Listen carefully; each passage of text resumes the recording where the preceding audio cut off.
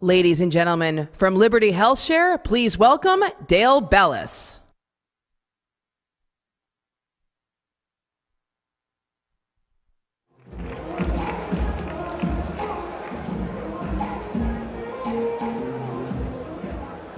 Good morning, CPAC.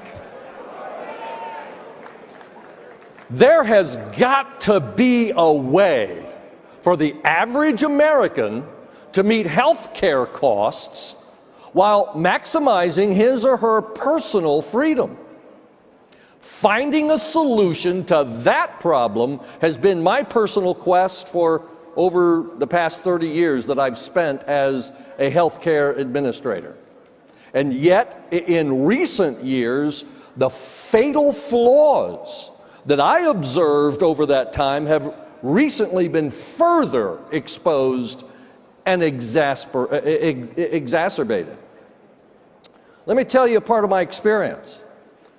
I've seen patients stuck with $250,000 worth of medical bills left out in the cold, while an emotionless healthcare payment system that promised to be there when they're in financial need left them high and dry. I've seen doctors and patients waiting around in bewilderment, wanting to know if necessary procedures to bring someone back to full health can be performed. I've been with patients who've been denied life-saving treatments, all because a third-party medocrat believed they knew better for the patient than the patient themselves. The flaw was not in the physician's competence or in the patient's need for care, but in a system that requires approval and payment from a separate entity that is in no way invested in the care of its customers' health. The flaw is when there are three parties in the room: the doctor, the patient, and the entity writing the check. I'm morally outraged by a system that denies a basic freedom to a patient in pursuit of care, that stifles the work of trusted professionals and keeps doctors from performing what they know is the right course of action. A system that intrudes upon one of the most private and personal areas of your life, the care of your health. My friends, this is the system that must change. This system, which affects both your medical care and the means by which it's paid for, is what is known as the third-party payer system. That may be a new term, but it's one that you should add to your healthcare vocabulary. Third-party pay simply means someone other than you, the customer, is making decisions about your care and paying the bill. When you send your monthly payment to that third-party entity, whether as an insurance premium, a payment made by your employer for health benefits, or a tax on your neighbor for government benefits, you are handing control and power over the care of your health to that entity, losing both freedom and autonomy in that exchange. Someone else, that third person in the room, is paying the bill and making decisions on your behalf. This third-party payer system produces skyrocketing prices, is frankly unsustainable for the future, and only widens the inequity between bureaucracies and the individual. You and I must find a replacement. I grant that in light of current events, this is a daunting task, but I believe that if we allow our natural consumer instincts to guide us, as we do in almost every other aspect of our financial lives, answers become much more clear. Here's what I mean. If your car needs a tune-up, or your refrigerator quits, You don't submit those expenses to your insurance for coverage. Instead, you shop around to make sure you're getting the best deal for whatever service or item you need, and then you pay for the service with money you've set aside for just such an occasion. That's just part of owning a car or a home. But by and large, where health care is concerned, we submit every charge, even maintenance costs, to our insurance because we think health care as being simply covered by our insurance companies. We feel little to no investment in the costs. Frankly, in most cases, we're insulated from those costs. This means we don't feel any need to compare prices among providers.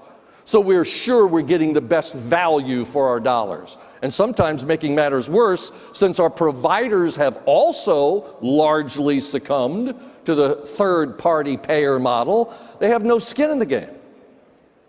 The medical bill simply goes off to the nameless, faceless bureaucracy to be paid, while none of the actual parties involved in the transaction feel the weight of the cost. From time to time, new approaches to paying for health care are proposed. And whenever we can apply time-tested, free market principles to health care, we must do so. But let's not tinker around the edges. Too many proposed fixes aim to repair only pieces of what is now becoming widely known as a broken system. For instance, consider health savings accounts. They've been put forward by many legislators and pundits alike as a consumer-based fix to healthcare costs. The reality is that in their present form, they are only a partial solution. Currently, HSAs are linked to high-deductible insurance plans, which are just another third-party pay method. HSA regulations also impose unrealistic limits on contributions and don't permit HSA dollars to be used to purchase a health care plan.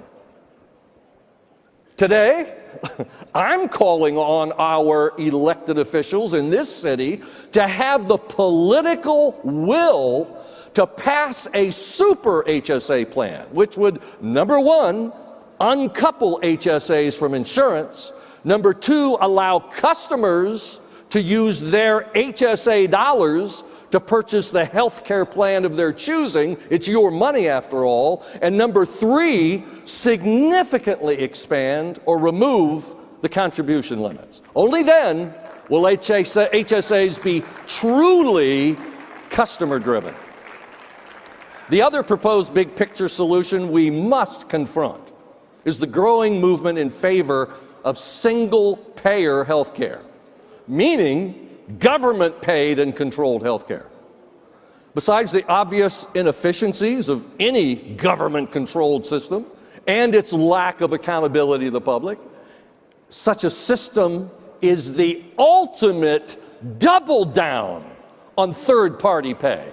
If our current system produces inequities, restricted care, and skyrocketing costs, how much more would a centralized government-controlled system strip us of choice and freedom and engagement in the care of our health? I believe we must hit the stop button on third-party payer expansion and put the customer in control of both the care that he and she receives and the cost of that care. It's really up to us. Until you and I rise up as consumers and insist on regaining control over the care of our health, no meaningful change will take place. In fact, I propose that we learn from the past. We must go back to a time when health care was experienced and paid for in community with others, a time when neighbor helped neighbor, when the customer was king, and when the payment originated out of the pocket of the primary stakeholder, the patient. That option is available today, by the way, mainly taking the form of healthcare sharing ministries like Liberty Healthshare, the one that I lead. The reason we are so enthusiastic is that we are all individual patients taking responsibility for our own care and our own costs. We just simply choose to share those expenses with others in a community of like-minded individuals and families that respects our faith and our values and our conscience rights. In fact, we refuse to allow our dollars to be used for abortion and abortifacients. Dale. Hello, Dale. I like what you just said.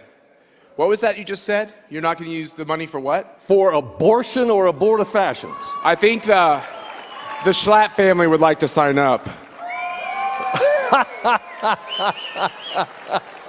And what's good about that is my sister already signed up, and you saved her a bunch of money. She was actually in a situation where she could not afford any of the alternatives. She signed up, and I'm signing up, and thank you very much, Dale. Matt, I am so honored, my brother. Thank you.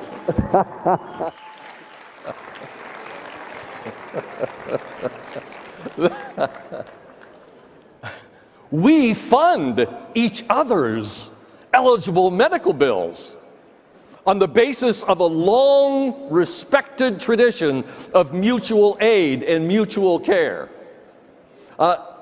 What Matt just joined is not insurance, and we don't want to be. We're a cooperative and voluntary community that takes seriously the proposition that we are placed here on earth to assist another person who may be in need. And we turn that principle into a solution for health care. That's how we exercise our health care freedom. I got involved in healthcare sharing precisely because I saw the problems with third-party payers and knew that the system was unsustainable.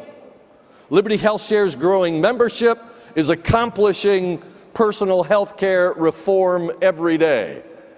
And Matt Schlapp just engaged in his own personal health care reform. And I believe this approach could be a part of the solution for many, many more. Let me tell you about Chris, a Liberty HealthShare member from Arizona.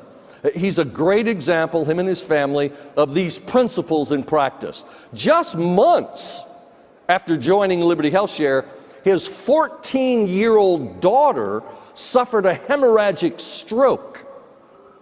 And despite initial worries about how the massive bills of over $500,000 for her care would be handled, Chris experienced, as he relates it, compassion from the Liberty staff and members, and was reassured that he and his wife didn't need to worry about whether their daughter's bills would be paid for by fellow members. Now, shockingly, as her hospital stay drew to a close, the administration panicked concerning the family's ability to pay their bills. They couldn't grasp that any means other than third-party insurance could pay their bill. But Liberty HealthShare intervened. We assisted that family, negotiated on their behalf, and Chris and his family experienced the support and care of the Liberty HealthShare community as their bills were slashed in half and fully paid by their fellow members. I'm happy to tell you that Chris's daughter is doing well, that her family continues to tell everyone they can about why they've chosen healthcare sharing to pay for their healthcare costs. Ladies and gentlemen, business as usual isn't working. This is a nation of innovators, men and women who are known for their vision and creativity in solving problems. For too long, we've believed that there's no other way to handle the skyrocketing costs of healthcare. But I'm here to say we don't have to continue down that path. Real change begins with us stopping the cycle in our own lives by opting for healthcare choices that produce real freedom. That's my invitation. That's my hope for you. that you would exercise your healthcare freedom today. Thank you. God bless.